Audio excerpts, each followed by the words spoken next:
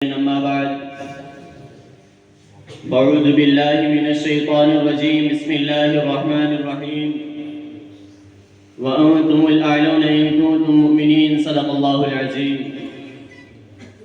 حضرات حکم مستحکم اور رفقائے بزم، آج میں آپ حضرات کے سامنے سماجی برائیوں کے سدباب کے عنوان پر لب کشائی کرنے کی جسارت کر رہا ہوں. اللہ رب العزت نے انسانوں کے لیے دنیا میں زندگی گزارنے کی کچھ اصول و ضوابط مقرر فرمائے ہیں.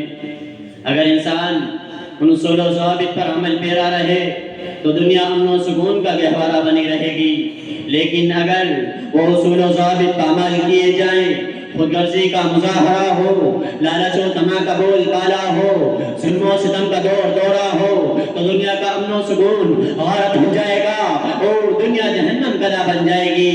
ہر روز نئی سماجی برائیاں جنم لے رہی ہیں، جس کی وجہ سے مسلمان قوم پستی اور تنزلی کی طرف جا رہی ہے. والدین کی نافرمانی ہمارا شیوا بن چکا ہے. نکاح کے اندر مطالبہ جہیز کو ہم نے دین کا حصہ قرار دے دیا ہے. ساس بہو کے قصے آئے دن وقوع ہوتے رہتے ہیں. بھائی بھائی کے خون کا پیاسا ہے. ایک پڑوسی کو دوسرے پڑوسی کی طرف اس سے جلن ہوتی ہے.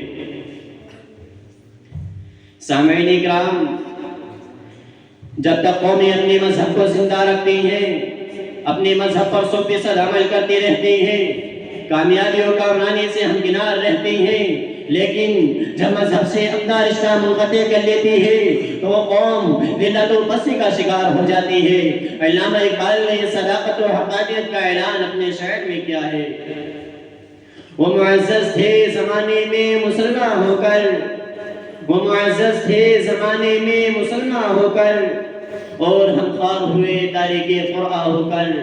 مسلمانوں، اللہ تعالیٰ قرآن میں ارشاد فرماتا ہے وَأَنْتُمُ الْأَعْلَوْنَ إِن كُنتُم مُؤْمِنِينَ کہ تم ہی سربلند ہوگے بشرطے کہ تم سچے پکے مومن ہو. لیکن آج ہم سچے پکے مسلمان نہیں رہے. بتاؤ آج ہمارے اندر کون سی برائی نہیں ہے؟ آج ہمارے اندر ہر طرح کی سماجی برائیاں جگہ لے چکی ہیں. ان برائیوں کا سیلاب روز بروز بڑھتا ہی جا رہا ہے. ہم اخلاقی تباہی کے کتنے بھیانک دور سے گزر رہے ہیں.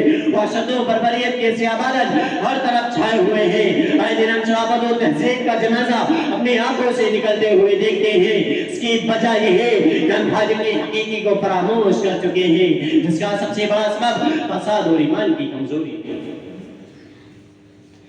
مسلمانوں میں خاص طور پر ارکان اسلام سے غفلت و تساہل، قصداً نماز نہ پڑھنا، بے نمازی مسلمانوں کی کثرت عامہ، زکوٰۃ ادا نہ کرنا، حج اور روزے سے روگردانی ہماری عادت بن گئی ہے. ساتھ ہی قتل و خونریزی، زنا، شراب نوشی، جوا، جھوٹی قسم، چوری ڈکیتی، حرام خوری، سودی کاروبار، تجارت اور معاملات کی دھوکے بازی، ظلم، رشوت، چور بازی، جھوٹی گواہی، بدعہدی، بے آبروئی، گالی گلوچ اور غلط رسومات کا غلبہ اور دیگر سماجی برائیاں جا کر چکی ہیں. سچائی کی جگہ جھوٹ، محبت کی جگہ نفرت، انصاف کے نام پر ظلم، اطاعت کے بدلے خود غرضی ہمارے سماج کا حصہ بن چکی ہیں. میں انہی چند باتوں پر اپنی تقریر کو ختم کرتا ہوں. وما توفیقی الا باللہ.